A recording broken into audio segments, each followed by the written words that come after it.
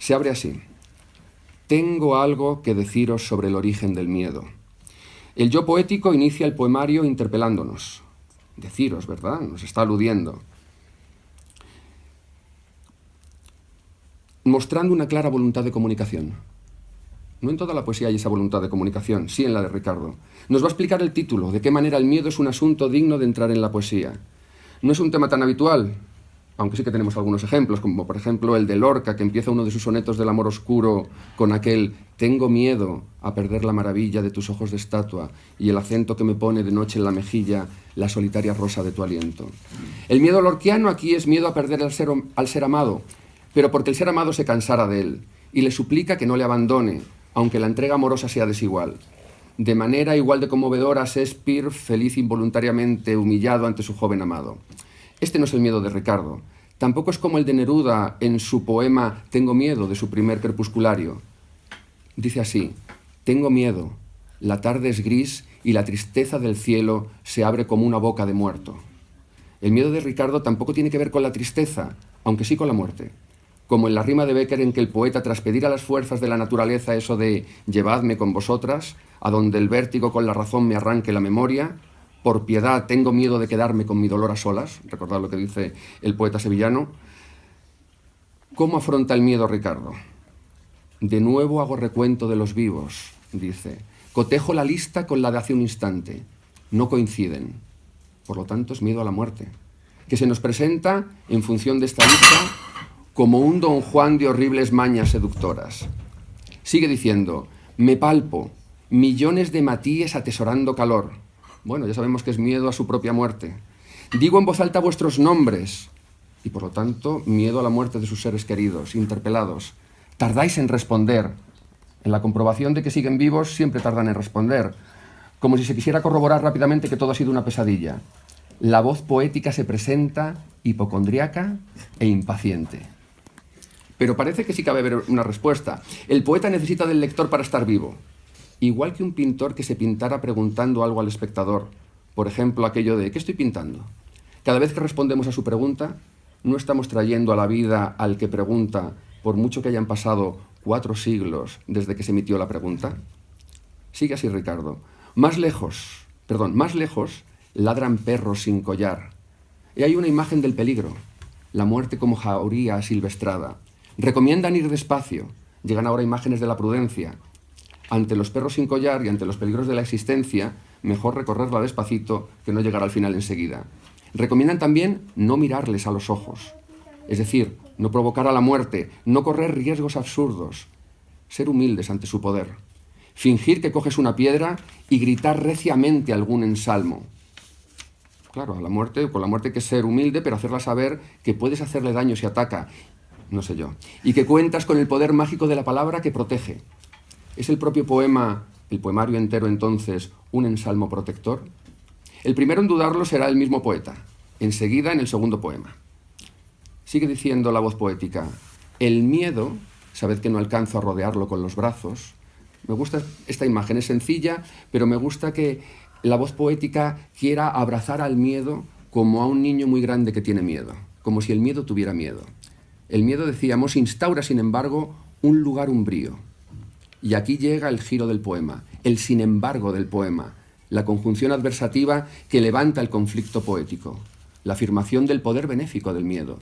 Esa umbría, tan de la tradición bucólica, está adelantando el paisaje sutilmente amable creado por el miedo. Ese paisaje es blando, capas sobre capas de hojarasca, brotan setas, extrañamente acogedor.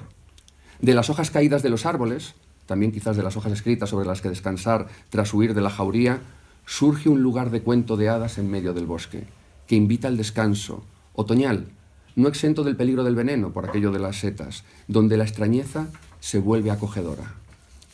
Sigue diciendo el poema, ahí sucede a veces que un cuerpo encuentra hogar en otro cuerpo, es decir, en ese miedo es donde se encuentra el amor. Imaginaos kilómetros y kilómetros de vasos sanguíneos primorosamente enredados.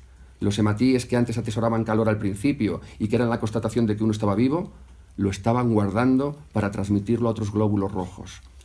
Lo mismo que un instante en estampida, magnetizado de pronto, se dispone sin esfuerzo junto a otro en una danza íntima, una voluta, que podría seguro describirse mediante una expresión matemática. Esa unión de dos cuerpos, por lo tanto, es igual a la unión de dos instantes, siempre tendentes a escaparse en el fluir del tiempo hasta que se atraen milagrosamente y bailan y forman una espiral, cuya hipotética formulación matemática racional ofrece más confianza al poeta que el ensalmo anterior. Compárese este seguro frente al recomiendan fingir de antes. Así que ahí tenemos, gracias al miedo, el amor y el enlace de los instantes. Sigue diciendo el poeta. Entonces, el miedo y el sentido se reclaman. Y aquí aparece un nuevo emparejamiento, como el de los cuerpos y el de los tiempos. Forman una estrella binaria. Su luminosidad inusitada nos hace amar las cosas, vuelve inofensivos los recuerdos. El miedo, por lo tanto, genera el sentido y el sentido genera el miedo. Miedo de perder el sentido que se encuentra en lo que amamos. El sentido solo se encuentra cuando el miedo ha dado lugar al amor, pero también genera nuevos perros, aunque se domestican rápidamente. Y esos nuevos perros son los recuerdos. Intentas colocarlos en una tabla periódica. De nuevo, la ciencia, aunque ahora no consigue su propósito de poner cada cosa en su sitio. Pues más vale dejar que se vayan y dejen de ladrar, ¿verdad? Pero no es posible, pues todo sucedió solo una vez. Murieron una vez los que murieron, una vez me uní a las caravanas. He aquí las dos pruebas irrevocables de lo irreversible del tiempo. Los muertos están muertos y afortunadamente murieron solo una vez. Los vivos son los que me acompañan porque en un determinado momento, el de salir de la soledad, me uní a ellos. Son estos dos momentos, el de la muerte y el del amor, los dos instantes que danzaban antes formando una voluta. No me lo digas ahora. Les das una patada. Pesadamente se desplazan como un balón mojado. El recuerdo que se intenta alejar se comporta como uno de esos balones de nuestra infancia que cuando se mojaban rodaban más lentamente. Algunos quedan a la vista, no importa. Los recuerdos no tienen un sitio claro, están sobre todo en la voluntad de alejarlos, pero no son importantes puesto que ya no forman parte del presente. Sí es importante, en cambio, la última imagen del poema. Nos tenemos que colocar como en una carrera festiva. Y además han preparado vituallas, un avituallamiento, ¿verdad? Dice así: en mesas, a lo largo del camino, han dispuesto saquitos con palabras. Encájalas en las muñecas cuando te arranquen las manos. Y cestas de frutos rojos. Así que los saquitos de palabras, este poema, por ejemplo, Ricardo, nos valdrán en el futuro, cuando no tengamos manos con que amar las cosas. Las cestas de fruta roja, como esa sangre caliente dispuesta a entrelazarse de la primera parte del poema, no llevan el dolor de las manos arrancadas, pues el presente, aún en otoño, es el mejor de los tiempos posibles. Y he aquí los dos últimos versos del poema. Tendrás que elegir. Y se acaba el poema con una interpelación más acuciante que la del principio. No en vano hemos pasado de la segunda persona del plural a la del singular. Se cierra con el momento del cuento de hadas en que alguien tiene que escoger entre dos opciones para continuar la lectura. Curiosamente, paradójicamente, el yo poético está diciendo que no escojamos el poema si queremos seguir leyendo el poemario. Pero me hago esta pregunta y se la hago a ustedes. ¿Y si fuera el poema de las más rojas frutas que podemos encontrar en el camino? ¿Y si sirviera tanto para disfrutar de la vida cuando aún tenemos manos, como recordar lo que tocamos cuando las tuvimos? De entre las pocas veces que no haremos caso al poeta, está este instante. Miraos ahora mismo cogiendo sacos y cestas a manos llenas en este mismo momento. A cambio, les propongo lo siguiente: digámosle todos el final del poema un décimo, esos dos endecasílabos que son sencillamente perfectos, cuyo único fallo quizás es su perfección. Dice así: la tarea concreta de esta hora es solo desear que tú no mueras. Lo repito, la tarea concreta de esta hora es solo desear que tú no mueras. ¿Lo decimos a la de tres? 1, 2 y 3. La tarea concreta de esta hora es solo desear que tú no mueras. Gracias.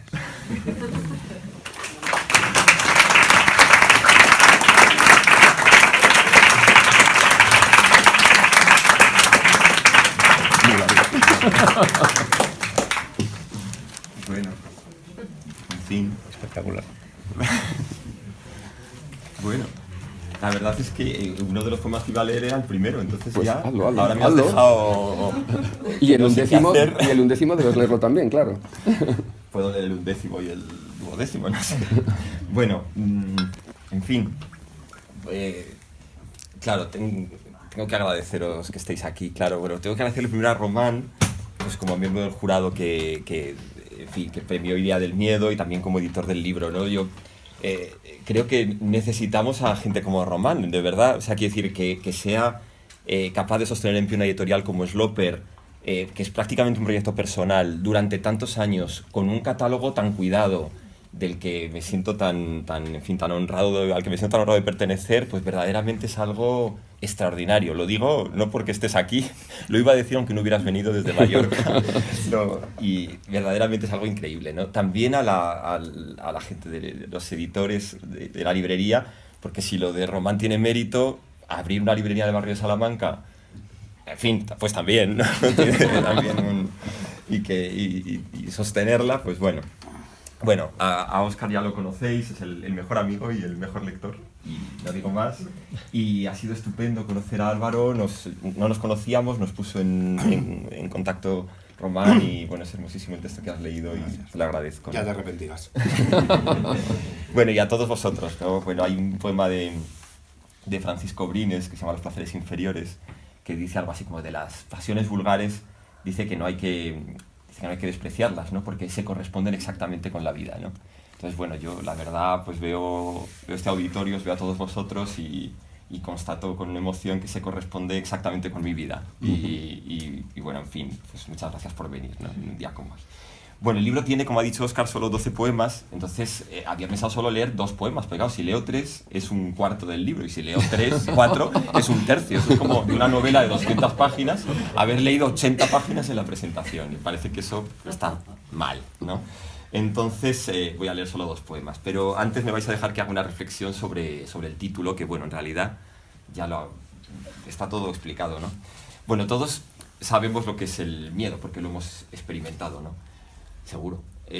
Los que han estudiado el miedo pues nos dicen, bueno, no se trata de hacer psicología de salón, ¿no? de baratillo, pero bueno, pues es una emoción universal que se desata o se desencadena cuando avizoramos o percibimos un peligro. Claro, como siempre, estas definiciones de los científicos pues no nos aportan nada, ¿no? Porque realmente el problema es, claro, que algo constituya o no un peligro, pues es algo intensamente subjetivo, ¿no? Entonces, cuando estaba pensando qué decir, pues me venía a la mente una frase de Montaigne, de uno de sus primeros ensayos, ¿no? Que decía dice, la caída de una teja o el pinchazo más leve, enseguida debemos rumiar. Bueno, ¿y si fuese la propia muerte? Bueno, Montaigne era un gran hipocondriaco como otros que... Yo me sé. Ya ha aparecido esta palabra varias veces. Sí.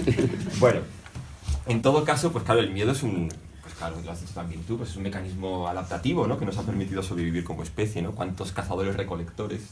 Pues habrá seguramente cuántos miles de cazadores-recolectores sobrevivieron porque tuvieron miedo, ¿no? Y sin embargo tiene muy mala prensa el miedo, ¿no? Pues toda la larga tradición de la literatura de autoayuda, desde Séneca y Marco Aurelio hasta Pablo Coelho, pues se han empeñado en una especie de acoso y derribo del miedo, ¿no? Parece que el miedo nos atenaza, el miedo nos paraliza, hay que combatirlo, hay que vencerlo, tuerce el cuello al miedo, ¿no? Es en fin, desagradecidos todos. No, dice alguien, o sea, hasta alguien inteligente, ¿no? Como Spinoza, cuando trata de definir el miedo, dice que el miedo es una tristeza inconstante, surgida de la imagen de una cosa dudosa, frente a la esperanza, que define como una alegría inconstante surgida de la imagen de una cosa dudosa, ¿no? Hay que decir en su descargo que él, que es inteligente, recelaba tanto de una como de la otra, ¿no? Bueno, el caso es que parece que el miedo pues es algo hay que apartarlo, ¿no? Yo quería en este libro dar otra idea del miedo, ya lo habéis dicho, ¿no? Hay un verso de Ausiàs March, el poeta valenciano, que no encabeza el libro, pero que podría haberlo encabezado, ¿no? Que dice, bueno, en catalán es vivir en delit por... No, lo voy a decir en castellano. Vivir dichoso trae miedo a la muerte, o vivir en deleite trae miedo a la muerte, ¿no? Y tengo también otros versos, como dice Machado, pues anotados en mi cartera para encabezar algún otro libro, ¿no? Todavía no escrito, ¿no? Pues unos versos de Jorge Guillén, ¿no? Dice, y sobre los instantes que pasan de continuo, voy salvando el presente, eternidad en vilo, ¿no? Bueno, me gusta esta imagen del presente, esta visión del presente como un cubo de agua que todos nuestros yos puestos en hilera se van pasando uno a otro, algo así como en las antiguas películas del oeste, cuando hay un incendio, ¿no? Solo que, claro, cuando somos dichosos, como dice Ausias Marc en su poema, pues que se nos derrame un poco de agua, un poco de aquí y de ahora, pues nos da miedo, ¿no? Entonces el miedo creo que se podría ver así como una especie de levadura, no sé, que de un modo paradójico pues hace más esponjosos y más preciados y más sabrosos los instantes, ¿no? O un banderín y una boya, ¿no? Puesto ahí en el instante para que seamos más conscientes. O el reverso indisociable, no de la esperanza, que siempre nace de la insatisfacción, sino de la plenitud, ¿no? Bueno, algo de todo esto se dice en el poema que iba a leer ahora, que era el primero, pero no sé si leerlo. Sí. Bueno, pues dice así este poema. Tengo algo que deciros sobre el origen del miedo. De nuevo hago recuento de los vivos. Cotejo la lista con la de hace un instante. No coinciden. Me palpo, millones de matíes atesorando calor. Digo en voz alta vuestros nombres. Tardáis en responder. Más lejos ladran perros sin collar. Recomiendan ir despacio, no mirarlos a los ojos, fingir que coges una piedra y gritar reciamente algún ensalmo. El miedo, sabed que no alcanzo a rodearlo con los brazos, instaura, sin embargo, un lugar umbrío, blando. Capas sobre capas de hojarasca, brotan setas, extrañamente acogedor. Ahí sucede a veces que un cuerpo encuentra hogar en otro cuerpo. Imaginaos, kilómetros y kilómetros de vasos sanguíneos primorosamente enredados. Lo mismo que un instante en estampida, magnetizado de pronto, se dispone sin esfuerzo junto a otro, en una danza íntima, una voluta que podría seguro describirse mediante una expresión matemática. Entonces, el miedo y el sentido se reclaman, forman una estrella binaria. Su luminosidad inusitada nos hace amar las cosas, vuelve inofensivos los recuerdos. Intentas colocarlos en una tabla periódica, pero no es posible, pues todo sucedió solo una vez. Murieron una vez los que murieron, una vez me uní a las caravanas. Les das una patada. Pesadamente se desplazan como un balón mojado. Algunos quedan a la vista. No importa. En mesas a lo largo del camino han dispuesto saquitos con palabras. Encájalas en las muñecas cuando te arranquen las manos. Y cestas de frutos rojos. Tendrás que elegir. Bueno, en estos últimos versos, como ya ha comentado Óscar, ¿no? Pues yo creo que se formula de manera alusiva pues otro hilo conductor que está en todo el poema, ¿no? Que es que, claro, si la vida es un oscilar entre el momento y la memoria, ¿no? Entre el presente, el suceso y la evocación de lo vivido, pues las palabras, la representación, el relato, caen del lado de la memoria, mientras que el miedo creo que cae del lado del instante, del presente. Y a lo mejor por eso lo miro con simpatía, ¿no? Y eso está también pues, en el otro poema que iba a leer, que es el poema 12, el de diciembre. El de diciembre. Son algo las palabras. Por de pronto significan, y en esto se distinguen de nosotros, mudos mortales, que vemos fulgurar a otros mortales. No importa con qué rapidez ardan nuestros cuerpos, ellas siempre sobreviven. Vierten agua en los instantes apenas transcurridos para poder más tarde convocarlos. Tienen la belleza de un pez de color rojo que quedó aprisionado entre la escarcha. Saben que un gozo inexpresable nos hace desear la muerte. En eso fundan su poder. Pero yo conozco su secreto. Me encontraron en mitad del bosque, me amamantaron. Uno más fui de la camada. Quisieran en el fondo hacerse carne, como humanos ir hundiéndose en el tiempo, hasta sentir tierra en la boca. Pero no es posible. Del temor de dejar de ser, es de donde emana el tiempo nuevo. Y el miedo, como una piel tercera entre la tuya y la mía, solamente los amantes lo conocen. Esta herida las vuelve peligrosas. Atacan en grupo, dejando un claro en el centro, Míranos, hace un momento. Buscas algo bajo las piedras. Ten cuidado, te digo. Dormita el alacrán, la escolopendra. Ejército de hormigas mordisquea la pulpa que fue viva. Víboras aprestan su veneno. Al fin lo encuentras. Un reservorio intacto de instantes aún por suceder. Al azar escogemos uno. Le arrancamos los precintos. Se requieren 4 manos para hacerlo. Esperamos. Aterrados. Vivos. A ver qué pasa.